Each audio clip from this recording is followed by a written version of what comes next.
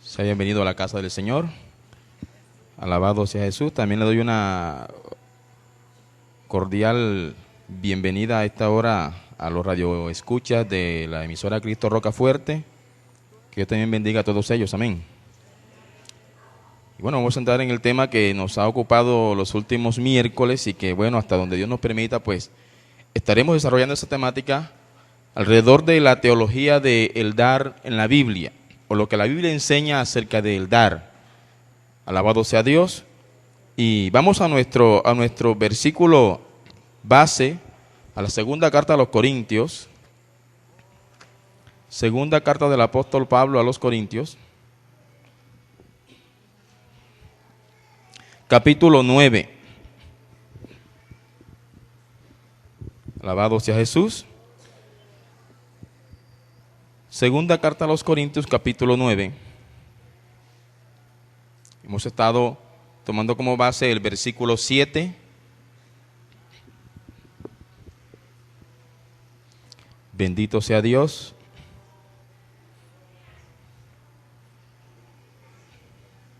¿Lo tiene? Vamos a leer todos al tiempo en el nombre del Padre y del Hijo y del Espíritu Santo. Cada uno dé, como propuso en su corazón, no con tristeza ni por necesidad, porque Dios ama al dador alegre. Oremos. Padre, te doy gracias, Señor, por esta maravillosa noche en que nos ha congregado en este lugar. Gracias por mi vida, la vida de mis hermanos, la vida de todos aquellos que nos escuchan, Señor, a través de esta emisora. Dios mío, en el nombre de Jesús de Nazaret pedimos la asistencia de tu Espíritu Santo en esta noche para que ilumine nuestro entendimiento y nos permita, Señor, escudriñar tu palabra y seamos nosotros, Señor, personas no solamente dispuestas a escucharla, sino también a ponerla por obra, Señor, que podamos extraer de ella toda enseñanza espiritual y aplicarla a nuestra vida y que nada pueda hacer, Señor, que nos apartemos de la verdad en tu palabra, Señor. Te damos gracias en el nombre de Jesús. Amén y amén. Pues sentarse, dele la gloria a Dios, su nombre. Bien, entonces hemos transitado por las Sagradas Escrituras, iniciando en Génesis, en donde estudiamos la teología del dar desde Caín y Abel. Hablamos de cómo ofreció sacrificio en su momento Noé y cómo Dios pactó con Noé, siendo Noé el representante de toda la humanidad. Alabado sea Dios. Y cómo Dios le hizo promesa a la humanidad a través de Noé. Son promesas que Dios le hizo a Noé, promesas de tipo incondicional, es decir, Dios va a cumplir con esas promesas, pase lo que pase en la raza humana, haga lo que haga el hombre, Dios va a cumplir con la promesa. ¿Qué promesa le hizo Dios a Noé? Le dijo Dios a Noé que nunca más volveré a destruir al ser humano con un diluvio. Y aunque lo merecemos, y aunque hemos hecho lo suficiente como para que Dios diga, te voy a destruir nuevamente, Dios no lo ha hecho porque le hizo una promesa a la raza humana, representada en su momento en Noé. A su nombre. Bendito sea Dios.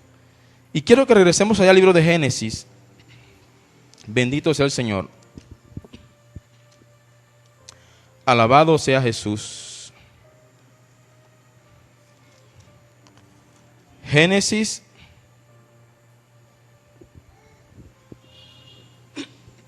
capítulo 9. Bendito sea Dios. Génesis capítulo 9. Y aquí en este texto no quise ahondar mucho la vez pasada porque quería dejarlo para hoy. Capítulo 9. Una de las cosas que Dios le dijo a Noé es que a partir de ese momento podía comer de todo animal que se arrastrara sobre la tierra. Es decir, le dio permiso para que se alimentara de cualquier carne que tuviese vida sobre la tierra, pero que tuviera en cuenta que antes de ingerir esa carne debía hacer ¿qué? Derramar su sangre. Le dijo, no vas a comer carne con su sangre, la vas a derramar. Por eso en el versículo 4, 9:4 de Génesis, le dice Dios a Noé, pero carne con su vida, que es su sangre, no comerás, porque ciertamente demandaré la sangre de vuestras vidas. De mano de todo animal la demandaré, y de mano del hombre, de mano del varón su hermano, demandaré la vida del hombre. Dios no quiere que consumamos carne con sangre, porque la sangre va a asumir a partir de este momento, y en lo que se refiere a la teología del expiatoria, va a asumir un carácter precisamente expiatorio, es decir, Dios va a usar la sangre para cubrir el pecado del ser humano. Y por eso en la ley Dios le va a decir que cuando alguien vaya a ofrecer ofrenda por su pecado, por ejemplo, una ofrenda expiatoria, tiene que llevar un cordero a un carnero y lo debe sacrificar, si tuviere con qué hacerlo. Pero si no, entonces debe tomar unas tórtolas o unos palominos. En cualquier caso, lo que Dios quería dar a entender allí era que lo que iba a hacer expiación por el pecado era la sangre derramada de ese animal. Amén. Pero mire, lo que dice el versículo 6: el que derramare sangre de hombre, por el hombre su sangre será derramada, porque a imagen de Dios es hecho el hombre. ¿Cómo entiende usted, entiende usted ese versículo, Yever? Bendito sea Dios. ¿Nadie tiene otra versión? ¿Nadie tiene una versión diferente a la Reina Valera del 60? ¿No? La hermana Leonilde, ¿qué dice, hermana, ya? ¿Sí?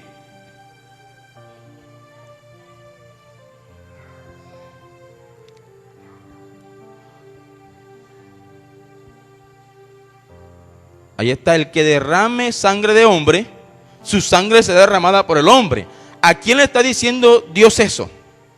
¿A quién? ¿A quién? A Noé. ¿Quién es Noé ahí? El representante de toda la raza humana. Y él le había dicho antes: vas a multiplicarte, vas a fructificar, vas a llenar la tierra.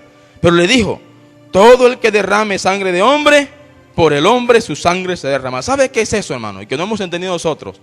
Eso es un permiso a la raza humana para aplicar la pena de muerte sobre el hombre que fuese homicida.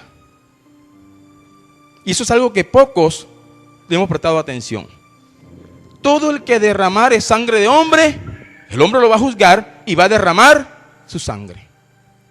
¿Por qué? Porque Dios consideró que eso es justo. Porque dice allí, y Él lo justifica, dice: porque a imagen de Dios es hecho el hombre. Alabado sea el Señor. Es decir, note que primero Caín mata a Abel. Y Caín le dice a Dios: cualquiera que me encontrare me va a matar. Y Dios le dice: te aseguro que no va a pasar, y le da una señal: no vas a morir.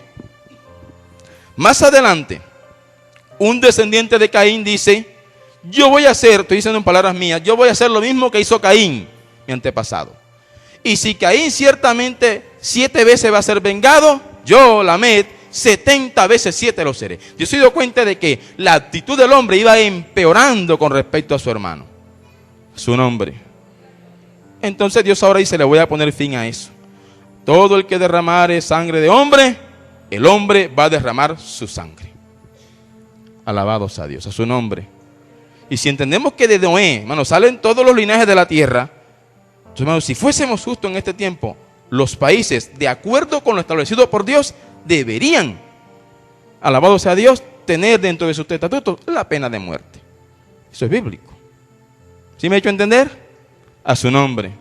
Porque estaría matando, quebrando la imagen de Dios. Luego de eso, todo esto fue motivado porque Noé ofreció un sacrificio agradable a Dios. Y Dios le dijo: voy a hacerte justicia. Alabado sea el Señor. Luego estudiamos en el capítulo 11. Y todo esto nos va a servir después como premisa para estudiar algo de la ley. En el capítulo 11 estudiábamos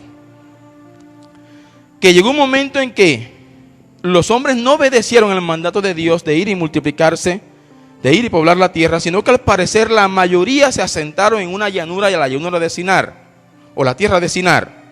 Y alguien dijo: hagámonos una ciudad y hagámonos un nombre y edifiquemos una torre, por si fuésemos esparcidos sobre la faz de toda la tierra. Es decir, busquemos una identidad propia. Y si acaso de pronto Dios se le da por esparcirnos, entonces nosotros sabemos a dónde tenemos que llegar. ¿Sí? Era la idea de ellos, es decir, no era fundar muchas naciones, era fundar una única nación, un único pueblo. Pero Dios les dijo, vayan y pueblen toda la tierra. Listo. Dice la Escritura entonces en el capítulo 11, que por cuanto Dios vio esto, Dios vio lo que había en su corazón, descendió y confundió sus lenguas, de tal manera que el plan que tenían se les desmoronó. Ya no podían entenderse y tuvieron obligadamente que salir despachados para diferentes lugares. Ese escenario de la Torre de Babel fue llevado a cabo bajo la tutoría, bajo el liderazgo de un hombre llamado Nimrod. La palabra Nimrod significa rebelde o rebelión. Y ese hombre, que dice la Escritura allí, que llegó a ser el primer poderoso en la tierra, y hasta se volvió renombre, y todo el mundo decía, así como Nimrod, poderoso cazador delante de Jehová, porque al parecer cazaba animales, cazaba corderos, cazaba venados, cazaba todo lo que podía, y venía y los consagraba, los sacrificaba delante de Jehová. Hasta allí todo iba bien.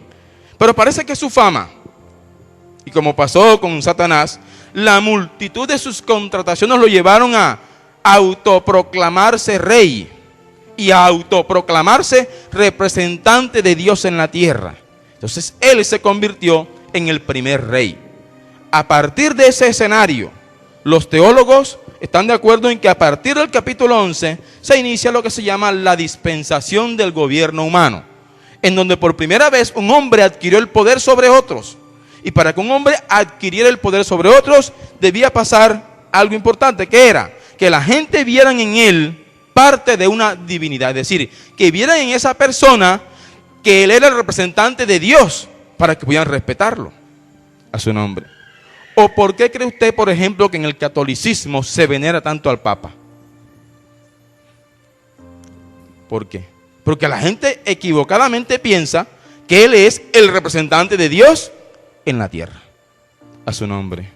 ¿Por qué en muchas iglesias, incluso evangélicas, la gente, hermano, adora al predicador o al pastor o al líder antes que a Dios? Porque la gente está viendo a un ser humano y ven en ese ser humano físico, visible, palpable, un representante de Dios en la tierra. Y como Dios no lo puede ver, pues se inclinan más por el pastor o por el líder que por Dios mismo. Y sucede entonces que cuando esa persona no está allí presente, la gente no va. Entonces dicen, por ejemplo, no, si no predica fulano de tal, yo no voy. Están por el líder, están por el pastor, a su nombre. Entonces, para que alguien pueda ser considerado o pueda ser venerado, debe él de alguna manera demostrar o hacer sentir en el corazón de los fieles que él representa una divinidad o representa a Dios. Alabado sea el Señor. Así que Nimrod se convirtió en una especie de rey, de venerado, de hijo de los dioses, y comenzaron a pagarle tributo a Nimrod. Cuando se confunden las lenguas, todo el mundo se va para diferentes lugares y todos llevan ese pensamiento formado, de tal manera que a partir de allí surgen muchísimos reinos, y lo vamos a corroborar ahorita en otro pasaje. Surgen muchos reinos, y donde quiera que se erigía, se formaba un reino. Quien se levantaba como rey decía, yo soy representante de Dios en la tierra. Se proclamaban reyes y al mismo tiempo se consideraban con la capacidad o con el permiso de ofrecerle sacrificio a Dios. En ese sentido, entonces se constituían como reyes y sacerdotes delante de un pueblo. A su nombre, a su nombre. Bendito sea el Señor. Y todo eso sucedió en el capítulo 11. En el capítulo 12 estudiamos que de toda esa descendencia cerca a donde se fraguó la Torre de Babel, nació un hombre llamado Abraham en tierra pagana, acostumbrado a escuchar y a venerar dioses paganos. Sin embargo, por alguna vía incierta, Dios llamó a Abraham y le dijo a Abraham, vete de tu tierra y de tu parentela y de la casa de tu padre a la tierra que te mostraré. Y le dice en capítulo 12, versículo 2, número 1, haré de ti una nación grande. Eso implica que Dios llama a Abraham con un propósito. ¿Cuál es? Hacer de Abraham una nación. ¿Cuál nación era? La nación de Israel. Primer propósito. Segundo, dice ahora, y te bendeciré. Ahorita vamos a ver, hermano, que Abraham recibió muchísimas bendiciones. Dice ahora, engrandeceré tu nombre, Abraham significaba padre enaltecido o sencillamente enaltecido. Pero después Dios le cambia el nombre a Abraham y le llama padre de mucha gente o padre de muchedumbres. Es decir, el nombre de Abraham se hizo grande y hasta el día de hoy se le llama a Abraham el padre de la fe. Dice, y serás bendición. Además le dice, bendeciré a los que te bendijeren y a los que te maldijeren maldeciré, y serán benditas en ti todas las familias de la tierra. Esa última parte de que todas las familias de la tierra van a ser benditas en Abraham todavía no se ha terminado de cumplir. ¿Cuándo se va a cumplir? Cuando aquel que viene de la simiente de Abraham, Jesús, reine sobre nosotros. Allí se cumplirá que todas las familias de la tierra serán benditas en Abraham. A su nombre. Es más, Abraham tiene a su hijo Isaac. Mire, y estudiando mucho este pasaje, resulta que Abraham tuvo, creo que fueron 8 hijos. 8, creo que fueron 7 u 8 hijos. Incluido Ismael, incluido otros hijos de Cetura. Pero sin embargo, cuando Abraham va a sacrificar a Isaac, Dios le dice a Abraham, Abraham, no lo sacrifiques, no le metes tu mano contra él. Ya me doy cuenta que tú me eres fiel. Estoy hablando en palabras mías. Porque no me has rehusado a tu único hijo. ¿Cuál único si tenía 8? Lo que pasa es que le está hablando del único hijo que había heredado la promesa que Dios le hizo a él. Los demás no le heredaron. De hecho, Dios le dijo a mismo Abraham, echa a Ismael. Lo echó. Y por eso los árabes están bravos. Porque la tierra no se le prometió a ellos, se le prometió a Isaac. ¿Cierto? También echó a los hijos de Cetura y se convirtieron en naciones, en pueblos que después fueron rebeldes ante la causa de Israel. Bueno, Isaac tuvo a Jacob y Jacob tuvo las 12 tribus de Israel. Y se formó la nación a su nombre. Mire, cuando Cristo venga a reinar sobre la tierra, va a reinar sobre las 12 tribus de Israel. Y se va a dividir el mundo entero, escuche bien, las naciones que estén en ese entonces. Y voy a adelantarme un poco porque esto lo vamos a estudiar más adelante. Todas las naciones del mundo en ese momento se van a dividir en 12 grupos. Se van a dividir según el número de las tribus de Israel. Así que allí es donde se va a cumplir literalmente el que serán benditas en Abraham todas las familias y todas las naciones de la tierra, cuando Cristo reine sobre nosotros. Así que Dios llama a Abraham con un plan. ¿Cuál es? Hacer o formar una nación. A su nombre. A su nombre. Y a Abraham se le conoce como el padre de la fe, porque Abraham escuchó la voz de Dios y él se fue de su tierra, se fue de su parentela, se fue de la casa de su padre y vio la tierra que Dios le mostró. Es decir, él hizo todo lo que Dios le dijo. A su nombre. Es decir, ¿cómo demostró Abraham su fe? Haciendo. Es decir, Abraham no se convirtió en el padre de la fe solo porque escuchó. Se convirtió en el padre de la fe porque escuchó e hizo. A su nombre. A su nombre. Y fíjese que Dios le dice, porque es una promesa incondicional, pero esa promesa se iba a cumplir en Abraham solo si Abraham aceptaba el llamado. Y él lo hizo, se fue. Bendito sea el Señor. Y vemos que Abraham, a medida que caminaba de oriente a occidente, edificó 2 altares. Amén. Y sacrificó allí en el altar a Jehová. Es decir, Abraham recibió el llamado y a partir de ese momento entendió que ya no tenía que ir a Nimrod como sacerdote, que ya no debía acudir a ningún rey en particular para acercarse a Dios. Ahora él entendió que siendo él el llamado y siendo él el que recibió la promesa para él y para su familia, él se convirtió en ese momento en un sacerdote familiar, porque él tenía la capacidad de elevar un altar y colocar en el altar sacrificio, y Dios escuchaba la oración que Abraham hacía y Dios le respondía. Entonces Abraham era sacerdote de su casa y se convirtió por lo tanto en el primer sacerdote, por así decirlo, aunque no obviamente de una orden definida, pero se convirtió en el sacerdote que iba a dar origen a la nación de Israel. A su nombre. A su nombre. ¿Hasta ahí todo va claro? Bendito sea Dios. Capítulo 13 de Génesis.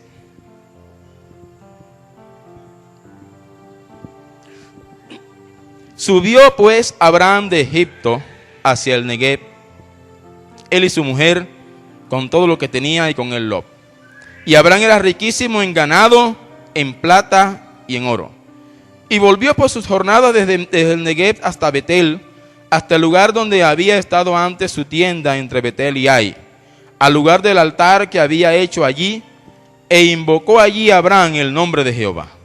También Lot, que andaba con Abraham, tenía ovejas, vacas y tiendas, y la tierra no era suficiente para que habitasen juntos, pues sus posesiones eran muchas y no podían morar en un mismo lugar.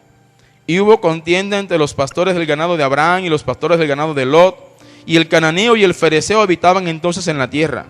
Entonces Abraham dijo a Lot: no haya ahora altercado entre nosotros dos, entre mis pastores y los tuyos, porque somos hermanos. ¿No está toda la tierra delante de ti? Yo te ruego que te apartes de mí. Si fueres a la mano izquierda, yo iré a la derecha, y si tú a la derecha, yo iré a la izquierda. Y alzó Lot sus ojos, y vio toda la llanura del Jordán, que toda ella era de riego, como el huerto de Jehová, como la tierra de Egipto en la dirección de Zoar, antes que destruyese Jehová a Sodoma y Gomorra. Se apartaron, y Lot se va en dirección a esa ciudad de Sodoma y Gomorra. Entonces Lot, versículo 11, escogió para sí toda la llanura del Jordán, y se fue Lot hacia el oriente, y se apartaron el uno del otro.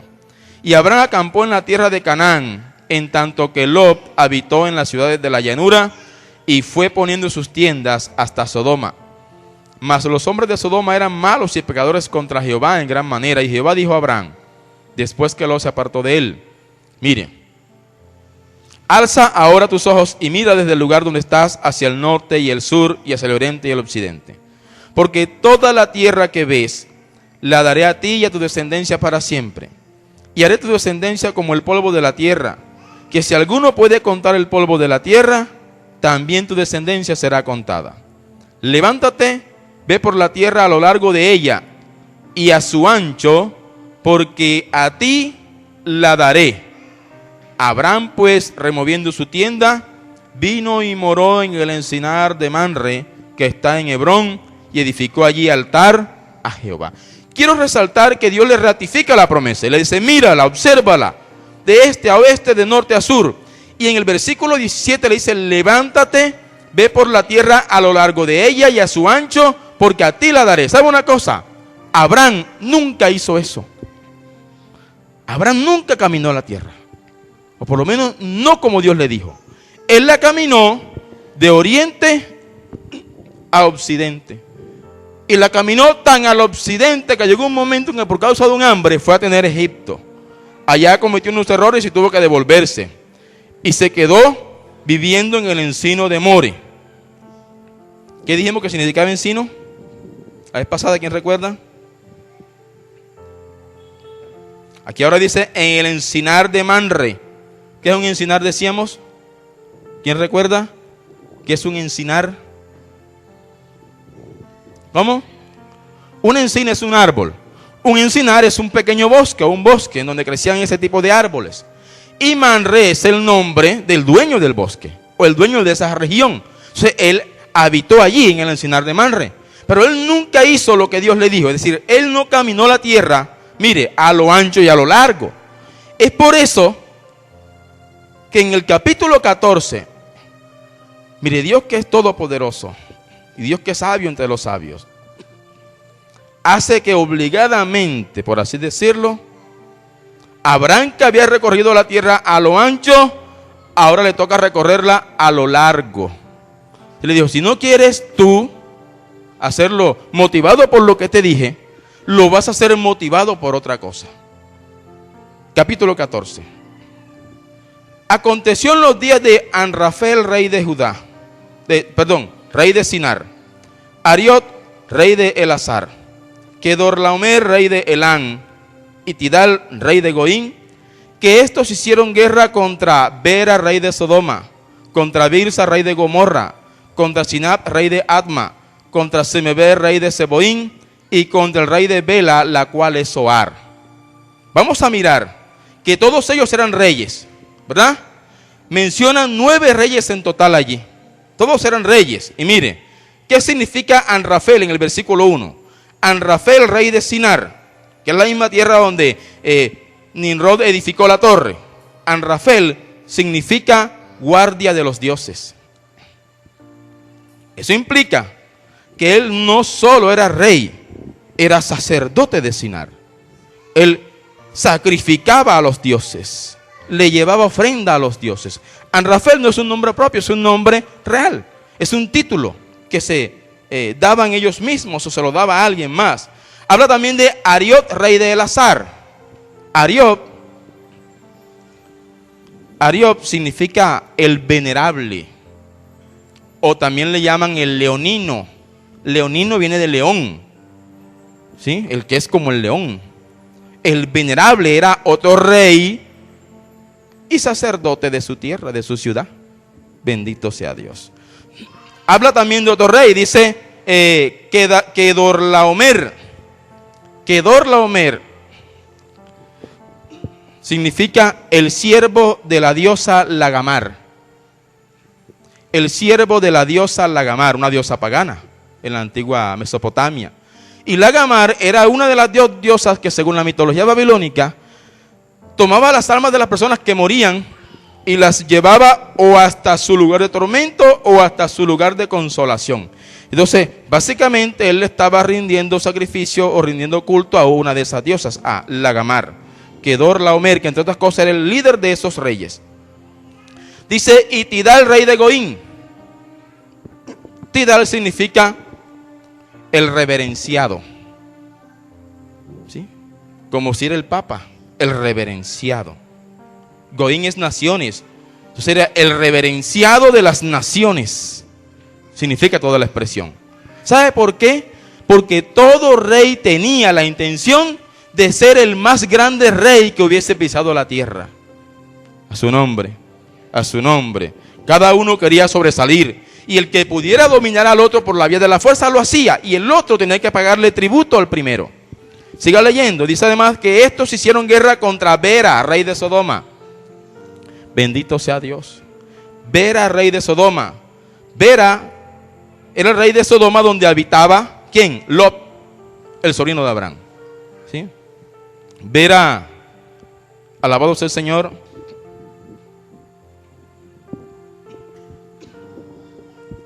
Bera significa dádiva o don o regalo, ¿sí? O el que hace regalos. Otros sacerdotes de Sodoma. Contra Birsa, rey de Gomorra. Este es el nombre que tiene un significado más feo. Significa feo. Birsa significa feo o malo. Y dice contra Sinab.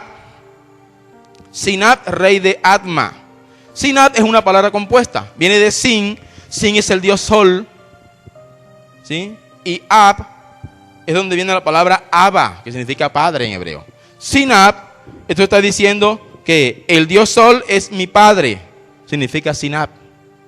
Será un sacerdote que sacrificaba o hacía dádivas, sacrificios, ofrendas al dios Sol. Y habla de Semeber, rey de Seboín. Semeber, escuche bien este nombre, este significado. Semeber significa nombre poderoso. Nombre poderoso. Bendito sea Dios. Nombre poderoso. Eran reyes y sacerdotes de sus respectivas ciudades. Dice el versículo 3: todos estos se juntaron en el valle de Sidín, que es el mar salado. Es decir, cuando se juntaron en ese valle, todavía allí no existía el mar salado. Es decir, todavía allí no estaba el mar muerto. Era un valle como su nombre lo indica. ¿Sí? El mar muerto existió después. Allí estaba Sodoma y Gomorra. 12 años, escuche bien, 12 años, los reyes que acabamos de leer, habían servido a Kedorlaomer, y en el 13º se rebelaron, dejaron de pagarle tributo, dejaron de pagarle impuestos, de rendirle honorarios. Dice ahora, y en el año 14, versículo 5, Kedorlaomer y los reyes que estaban de su parte, y derrotaron a los refaítas en Astarot, Carnaín, a los susitas en An y a los emitas en Sabe Kiriataín, y a los oreos en el monte de Seir hasta la llanura de Parán, que está junto al desierto. Es decir, venían derrotando todos reyes de arriba hacia abajo. Y volvieron y vinieron a En Mispat, que es Cades, y devastaron todo el país de los amalecitas y también el amorreo que habitaba en Hasezón Tamar. Y salieron el rey de Sodoma, el rey de Gomorra, rey de Adma, el rey de Seboín y el rey de Bela, que es Zoar, y ordenaron contra ellos batalla en el valle de Sidín. Esto es, contra Kedorlaomer, rey de Elán, Tidal, rey de Goín, Anrafel, rey de Sinar, y Ariot, rey de Elazar. 4 reyes contra 5. Y el valle de Sidín estaba lleno de pozos de asfalto. Y cuando huyeron el rey de Sodoma y el rey de Gomorra, algunos cayeron allí y los demás huyeron al monte. Y tomaron toda la riqueza de Sodoma y de Gomorra y todas sus provisiones y se fueron. Tomaron también a Lot, hijo del hermano de Abraham, que moraba en Sodoma, y sus bienes y se fueron. Y vino uno de los que escaparon y lo anunció a Abraham, el hebreo, que habitaba en el encinar de Manre, el amorreo, hermano de Escol y hermano de Aner, los cuales eran aliados de Abraham. Miren, aclaremos esto, para que de pronto no quede ninguna duda. 4 reyes se unieron bajo el mando de Kedorlaomer, el siervo de la diosa Lagamar, y fueron contra 5 reyes, Sodoma, Gomorra, Adma, Seboín y Zoar.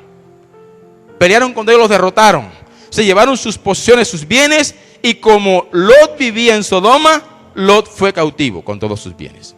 Listo. Hasta ese momento Abraham no tenía nada que ver con el asunto. De hecho, Abraham no participó ni se enteró de la guerra hasta que alguien fue y le avisó.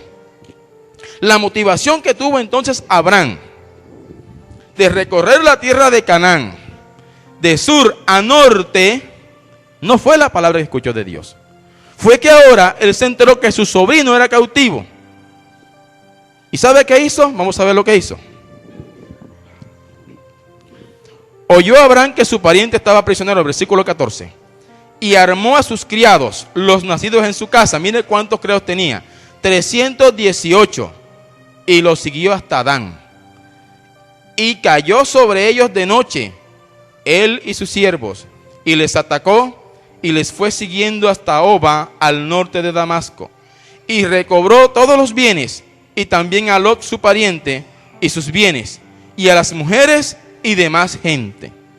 Con 318 hombres, más sus aliados, que eran Manre, ¿verdad? Y los 2 hermanos de Manre, atacaron a estos reyes hasta Dan, es decir, hasta la parte más alta de la tierra de Israel.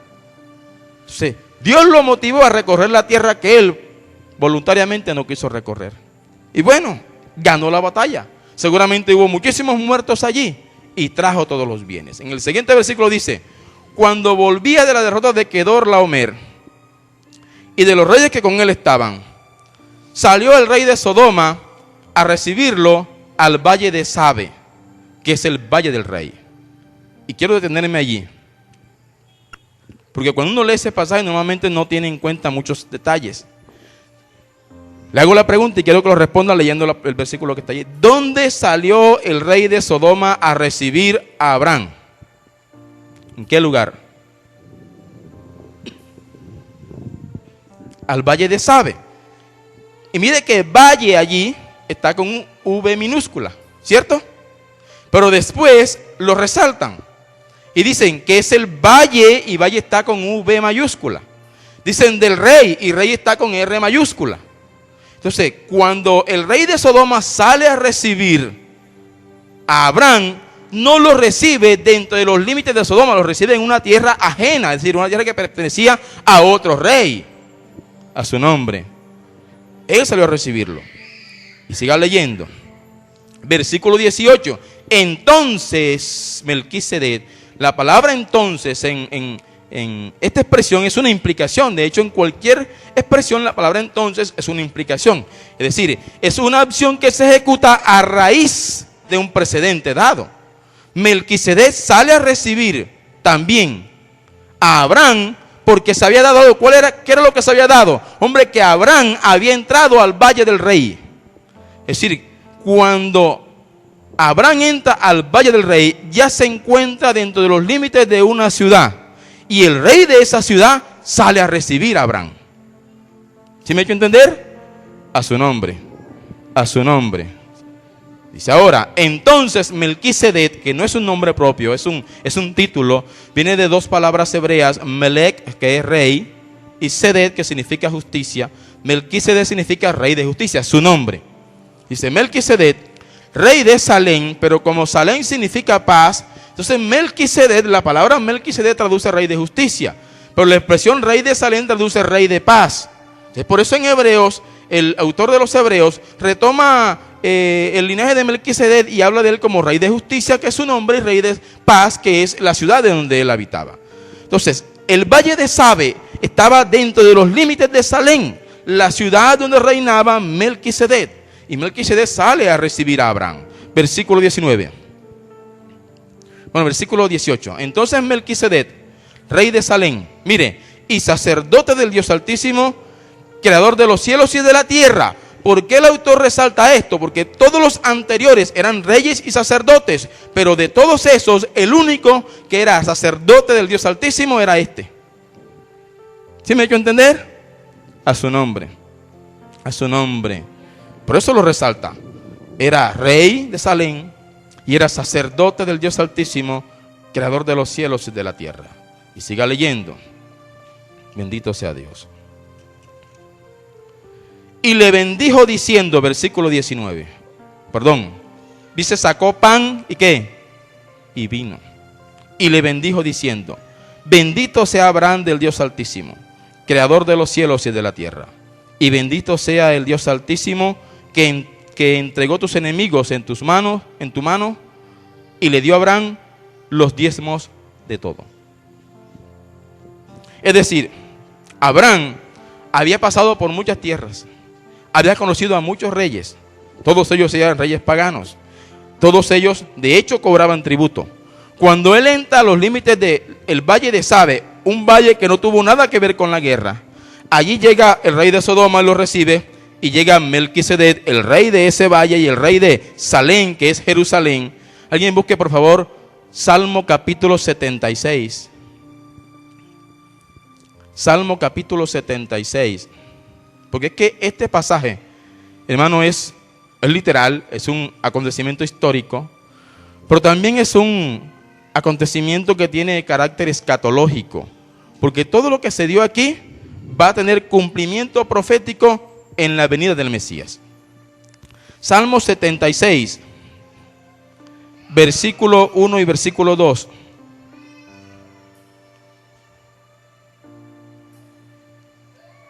Salmo 76, verso 1 y verso 2 dice, Dios es conocido en Judá, en Israel es grande su nombre, en Salem está su tabernáculo. Entonces, ¿dónde queda Salem? Ahora claro dice, y su habitación en Sión.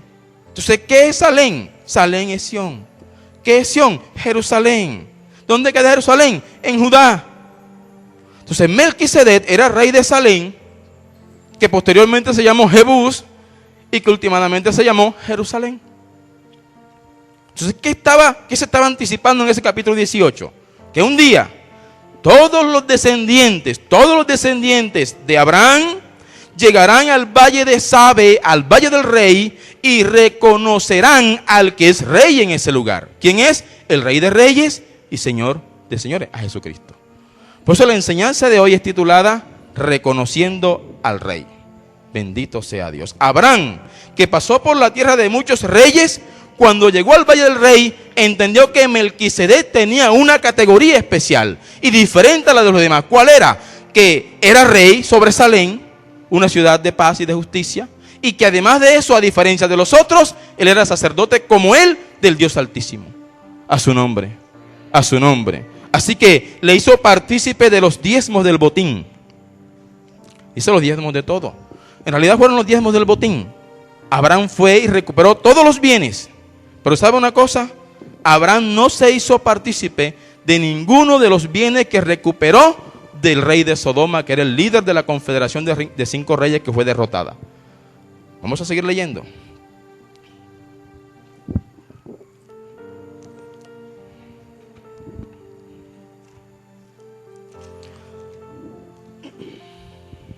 Bendito sea Dios.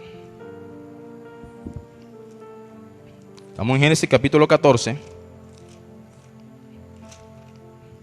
Dice, versículo 21. Entonces el rey de Sodoma dijo a Abraham: dame las personas y toma para ti los bienes. Y respondió Abraham al rey de Sodoma: he alzado mi mano a Jehová, Dios altísimo, creador de los cielos y de la tierra, que desde un hilo hasta una correa de calzado, nada tomaré de todo lo que es tuyo, para que no digas: yo enriquecí a Abraham.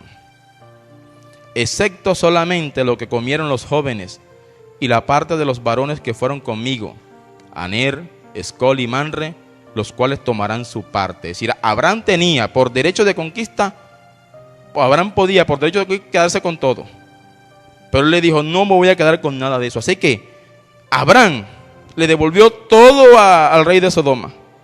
Él estaba interesado en Lot y sus bienes. De lo que le quitó a los demás reyes, a los reyes que derrotó, de eso obviamente él tomó parte y le dio los diezmos a Melquisedec como reconocimiento de su reinado en Salem y de que era sacerdote del Dios Altísimo. Repito, este valle se va a constituir en un elemento simbólico y profético para lo que va a pasar. La Biblia habla de un valle llamado el Valle de la Decisión. También se le llama el Valle de Josafat. También se le llama en algunos apartes el Valle de Cedrón. ¿Sí lo han escuchado en la Biblia, verdad? En ese valle Jesús va a entrar en juicio con las naciones. Y todo el que le tribute, todo el que le reconozca como rey, entonces ese va a ser parte del reinado justo del Mesías. En ese valle. Entonces Abraham está representando a todo un linaje. ¿A quién representa Abraham? Ya dijimos que representa a la nación de Israel, pero también representa, escuche bien, vaya a Romanos capítulo 4. Romanos capítulo 4.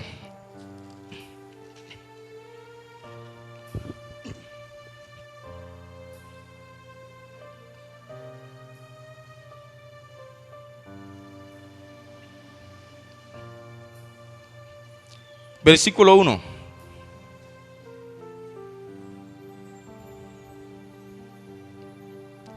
¿Lo tiene?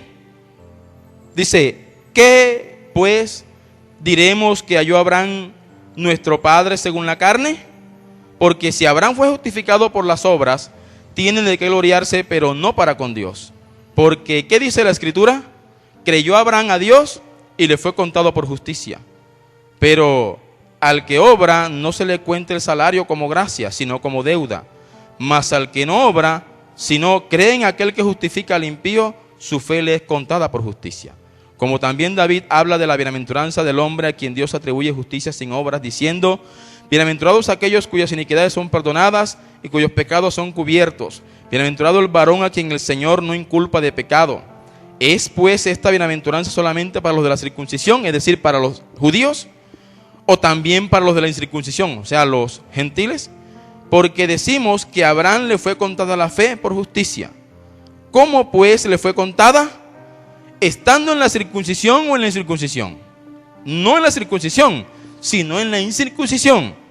Y recibió la circuncisión como señal, como sello de la justicia de la fe que tuvo, estando aún incircunciso, para que fuese padre de todos los creyentes no circuncidados, a fin de que también a ellos la fe les sea contada por justicia, y padre de la circuncisión para los que no solamente son de la circuncisión, sino que también siguen las pisadas de la fe que tuvo nuestro padre Abraham antes de ser circuncidado. ¿Cómo entendemos ese trabalengua? Hermano, de Abraham hay dos linajes, por así decirlo. Número uno, el linaje físico, el linaje de la circuncisión. Dicho de otra manera, los israelitas. Número dos, los que son hijos de Abraham no por la carne, sino por la fe. Amén. A su nombre. A su nombre. Entonces, unos somos hijos de la circuncisión, los judíos, otros de la incircuncisión, gentiles que hemos sido injertados en el árbol a través de la fe. A su nombre. Así que Abraham, por la fe, representa a todos los que por la fe hemos creído en Jesús. Amén. Y así como Abraham reconoció e identificó a Melquisedec en Salem, todos un día reconoceremos al Rey en ese mismo valle cuando venga Cristo por segunda vez. A su nombre. A su nombre. Ahora quiero que vea lo siguiente. Decíamos que los sacerdotes de la época y los reyes, todos querían tener un nombre que lo elevara a la más alta categoría. Y es por eso que en Filipenses, busque Filipenses, capítulo 2. Filipenses capítulo 2.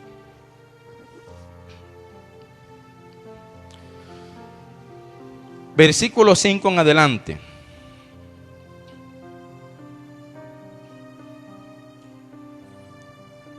Dice: haya pues en vosotros este mismo sentir que hubo también en Cristo Jesús, el cual siendo en forma de Dios, no estimó el ser igual a Dios como cosa a que aferrarse, sino que se despojó a sí mismo, tomando forma de siervo, hecho semejante a los hombres, y estando en condición de hombre, se humilló a sí mismo, haciéndose obediente hasta la muerte y muerte. Oiga, leamos por favor y entendamos. Haya pues en vosotros, ¿quiénes son vosotros? Los filipenses, la iglesia. Este mismo sentir que hubo también en Cristo Jesús. ¿Cuál fue el sentir? Ve que siendo en forma de Dios, no estimó el ser igual a Dios como cosa que aferrarse. En otras palabras, hermano, si Él era Dios y no estimó el ser igual a Dios como cosa que aferrarse, ¿cómo yo siendo un hombre voy a estimar más lo que tengo o lo que soy que a Dios mismo? Dígame. Entonces, haya pues en nosotros ese mismo sentir como en Él. A su nombre, a su nombre. Esto para dar a entender que, hermano, todo lo que soy, todo lo que tengo, debo entregárselo a Dios. Amén. No estimar nada, hermano, porque esto es terrenal, esto es pasajero. Esto se queda aquí. Esto se corrompe, se pierde, se va a dañar, hay que reemplazarlo constantemente. Y siga leyendo. Versículo 8. Y estando en la condición de hombre, se humilló. ¿Qué tenemos que hacer nosotros? Humillarnos. Si tenemos el mismo sentir, hay que humillarnos. Dice, alabado sea el Señor. Asimismo, haciéndose obediente hasta la muerte y muerte de cruz. Si está el mismo sentir, hay que ser obediente hasta la muerte. Siga leyendo. Por lo cual también Dios, por lo cual Dios también le exaltó hasta lo sumo. Mire, y aunque todos querían tener un nombre alto, Dios no se lo dio a ninguno de ellos. ¿Sí o no? Dios no se lo dio a Rafael, a Ariob, a Tidal. Dios se lo dio a este. Amén. Por lo cual Dios también le exaltó hasta lo sumo y le dio un nombre que es sobre todo nombre. ¿Para qué, hermano? Para que le reconozcamos como rey. Mire, para que en el nombre de Jesús se doble toda rodilla de los que están en los cielos y en la tierra y debajo de la tierra, y toda lengua confiese que Jesucristo es el Señor, para gloria de Dios Padre. A su nombre, a su nombre. Tenemos que hacer lo mismo que hizo Abraham. Hombre, que tenemos que llegar al valle del rey, a la morada del rey, y reconocerle como lo que Él es. Amén. Como Rey de Reyes y Señor de Señores. Y hacerle partícipe de todos nuestros bienes, de todo lo que tenemos. A su nombre, a su nombre. Mire, y otro dato importante allí. Decíamos que el número 10 significa reinado en el hebreo. O representa reinado. Y explicamos por qué. Hay 9 reyes que aparecen en el capítulo 14. ¿Sí o no? ¿Te los cuenta? Hay 9 reyes. Pero Melquisedec aparece como el número 10. O sea, él era el rey de reyes y señor de señores. Como Cristo, rey de reyes y señor de señores. Y yo con mi vida debo aceptarle y reconocerle como rey de reyes y señor de señores. A su nombre. A su nombre, porque Él me ha hecho partícipe del pan que es su cuerpo y del vino que es su sangre. Denle un aplauso al Señor en esta noche, por favor.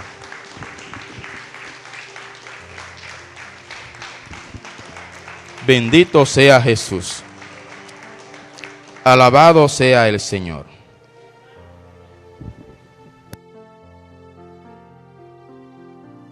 ¿De dónde salió?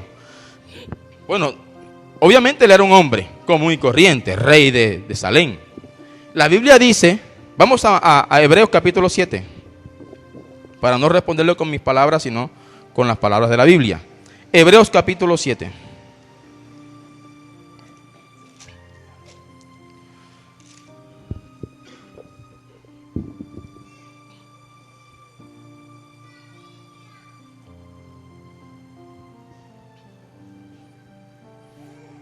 Capítulo 7 de Hebreos, ¿lo tiene? Dice, porque este Melquisedec, rey de Salem, sacerdote del Dios Altísimo, que salió a recibir a Abraham que volvía de la derrota de los reyes y le bendijo, a quien asimismo dio a Abraham los diezmos de todo, cuyo nombre significa primeramente rey de justicia, eso significa Melquisedec, y también rey de Salem, esto es, rey de paz, sin padre, sin madre, sin genealogía, que ni tiene principio de días ni fin de vida, sino hecho semejante al Hijo de Dios, permanece sacerdote para siempre. Es decir, allí dice que no tiene genealogía, sin padre, sin madre. Lo que pasa es que los judíos eran muy dados a guardar, digamos, recopilar la genealogía de las personas para obviamente enlazarlos con Abraham. Toda persona, para demostrar que es judío, tiene su genealogía, ¿verdad? Los hebreos a los que les escribe el apóstol no estaban muy convencidos de que Jesús fuera el Mesías, porque para ser el Mesías tenía que ser demostrado muchas cosas. Número uno, tenía que ser demostrado que era hijo de Dios, y si era hijo de Dios tenía que ser demostrado que era superior a los ángeles, y ahí lo demuestra el autor. Número dos, tenía que ser demostrado que él era rey, tiene que venir del linaje de David, según la promesa de la Biblia, y eso lo demuestran. Y número tres, tenía que ser demostrado que era sacerdote. Pero para ser sacerdote, ellos no encuentran que Jesús se conecta por ninguna genealogía con la tribu de Leví, que era la que tenía el sacerdocio. Luego entonces, el autor de Hebreos entra a demostrar que Jesús es sacerdote, pero no según la orden o según la familia o según la clase de los levitas, sino según la clase de un sacerdocio más antiguo, que era el de Melquisedec, un hombre que fue rey ahí mismo en Jerusalén, que fue sacerdote en Jerusalén, pero al que no se le conoce ninguna genealogía.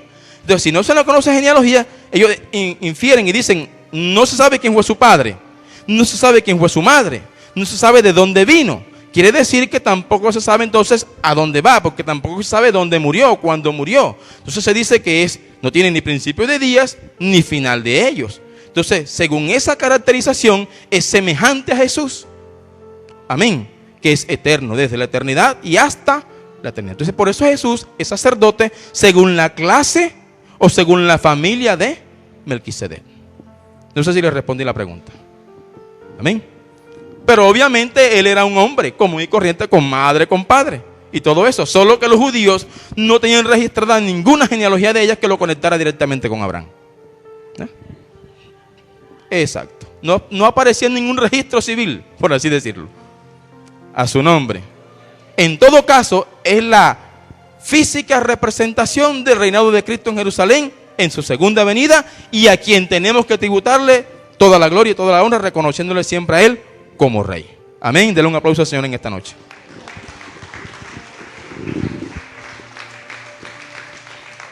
Bendito sea Dios. Alabado sea el Señor. Entonces, mi querido hermano, Dios hizo dos cosas allí. Número uno, llevó a Abraham a que recorriera la tierra de sur a norte, es decir, a lo largo, lo que él no había hecho, persiguiendo a los reyes y de regreso. Y cuando viene de regreso se encuentra a Melquisedec, el rey de Salem, y lo reconoce como el rey y sacerdote del Dios Altísimo, y lo hace partícipe de sus bienes. Es la misma actitud que debe asumir cualquier cristiano hoy en día que ha aceptado a Cristo: hacer partícipe a Dios de todo lo que tiene. Te citamos el pasaje de David a Salomón: honra a Jehová con tus bienes y con las primicias de todos tus frutos. Todo lo que tengo, póngalo a disposición del rey, a su nombre. Porque ¿sabe qué pasa? Cuando yo no pongo a disposición del rey lo que tengo, el rey me dice: no te lo mereces, y te lo quito. ¿Sí o no? A su nombre, a su nombre. Bendito sea Dios. Entonces, la persona que tiene una casa y de pronto en cualquier momento dice: yo voy a prestar mi casa, lo que citábamos ayer, el hermano David Guzmán, que prestó su casa por tantos años. Alabado sea el Señor. Dios, hermano, va a tener algo especial. Yo no sé qué, ni le voy a decir qué es, pero Dios, que sabe recompensar, hermano, sabrá darle a nuestro hermano conforme a lo que Él le dio a él. A su nombre. A su nombre. Cualquiera que tenga, hermano, cualquier cosa, una moto, una bicicleta, así sea una cuchara que se le dé a Dios, hermano, Dios va a recompensar a cualquiera que esto hace. A su nombre. Pero tenga también pendiente esto, y esto quiero hacer énfasis en esto en toda la enseñanza. Nada de lo que le demos a Dios, nada de lo que le demos a Dios va a hacer que mis pecados sean expiados. Amén. Nada podrá comprar, nada de lo que yo le dé a Dios comprará una bendición. Nada. Por eso le digo, si va a diezmar, hágalo de corazón. Y no pensando que Dios me va a bendecir por el diezmo. No. Si va a ofrendar, ofrende de corazón, no pensando que Dios lo va a bendecir por el diezmo. Porque si lo hace así, está negociando, no dando. A su nombre. A su nombre. Y si yo digo doy, bueno, si doy es doy. A su nombre. No presto. No negocio. No es una inversión tampoco. No. No espero absolutamente nada a cambio. Todo lo que le dé a Dios debe salir de aquí. Amén. A su nombre. Usted no encuentra en ese pasaje en ninguna parte. Alabado sea el Señor, que Abraham se sintió forzado a dar. Abraham lo dio como de corazón. Amén. Con desprendimiento, con liberalidad, asumiendo a quien tenía enfrente, al Rey de Reyes y Señor de Señores. Denle un aplauso a Dios nuevamente esta noche. Y vamos a darle gracias a Dios en esta noche por su palabra. Alabado sea el Señor. Colóquese de pie, si puede hacerlo.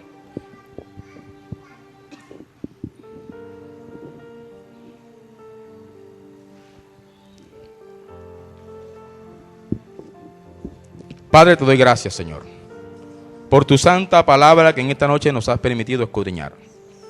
Señor, gracias porque ella nos enseña, Dios mío, que tu Hijo amado Jesús, aquel que se despojó de sí mismo y tomó forma de siervo, forma de hombre, aquel que se humilló hasta lo sumo, aquel que fue menospreciado, aquel a quien no estimamos, aquel que derramó su sangre en expiación, perdón por mis pecados, es el Rey de Reyes y Señor de Señores. A Él debo tributar toda mi vida. A Él debo acercarme reconociéndole como lo que es, como el gran Rey. A Él debo acercarme cada día entendiendo, Señor, que en Él están las promesas de vida eterna, que en Él está la puerta abierta, Señor, a ese reino que un día, Dios mío, hemos de presidir juntamente con Él, porque heredaremos, Dios mío, el reino de las naciones, porque un día estaremos al frente de toda la humanidad, reinando juntamente con Él, si le tributamos, si le adoramos, si le reconocemos, si le damos la gloria, si le somos fieles, Señor, si todo, Señor, si todo momento en cuanto nos acercamos a Él lo hacemos de corazón sincero, si realmente nos hemos acercado a Él creyendo que Él es el que trazó el camino ante el trono de la gracia. Gracias, Señor amado, porque así como un día, Dios mío, le mostraste a Abraham la tierra que habrían de heredar sus descendientes, así nos has prometido a nosotros, Señor, hacernos partícipes de una ciudadanía celestial, de una tierra celestial, de una Canaán venidera, de la cual queremos participar, Señor. Por eso hoy venimos a este lugar a darte la gloria, la honra, la alabanza, entendiendo, Señor, que donde esté el Rey, ahí será ese valle.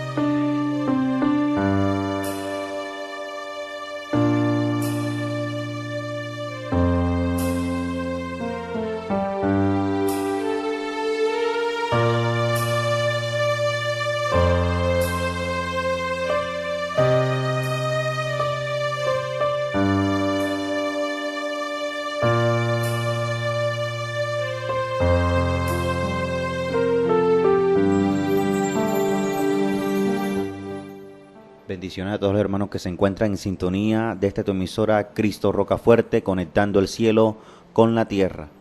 Sé que usted se ha gozado en la presencia de Dios escuchando este poderoso mensaje. La serie La Teología del Dar, bajo el tema Reconociendo al Rey. Así que no se puede perder, el próximo miércoles estaremos transmitiendo la cuarta parte de esta serie maravillosa. Mis hermanos, por hoy vamos a cerrar transmisión, nos reencontramos mañana a partir de las 6 a.m. en el devocional Amaneciendo con Cristo. Muchas bendiciones para usted, buenas noches y que la presencia de Dios siga con todos nosotros.